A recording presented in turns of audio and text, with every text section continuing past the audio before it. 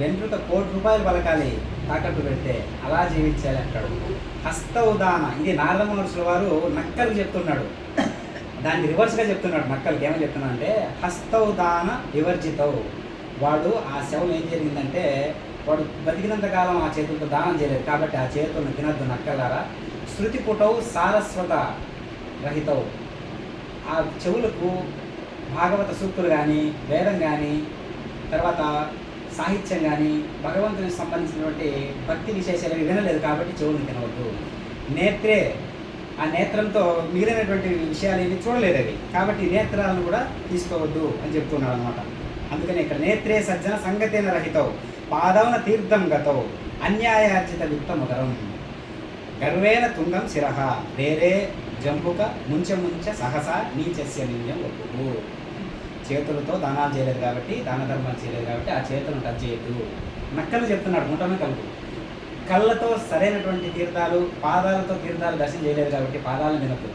అన్యాయార్జిత విత్త ముదరం, ఈ ముదరం అన్యాయంతో సంపాదించిన డబ్బుతో పెంచుకున్నాడు ఆ పొట్టను, కాబట్టి పొట్ట జోలికి వెళ్ళద్దు.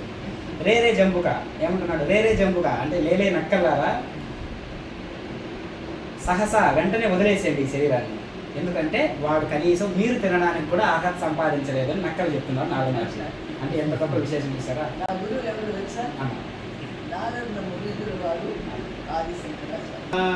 వందే మాతరం, ఇది మానవతరం, రావణులను రాక్షసులను కూల్చెరా రాముడు, అందుకే దేవుడు స్వార్థపరుల తలలు తుంచే మనిషి రావాలిరా, ఓ దేవుడవ్వాలిరా. వందే మాతరం, ఇది మీ నవతరం అని మీరంటారు. మీ వాయిస్ ఎట్లుంటుంది?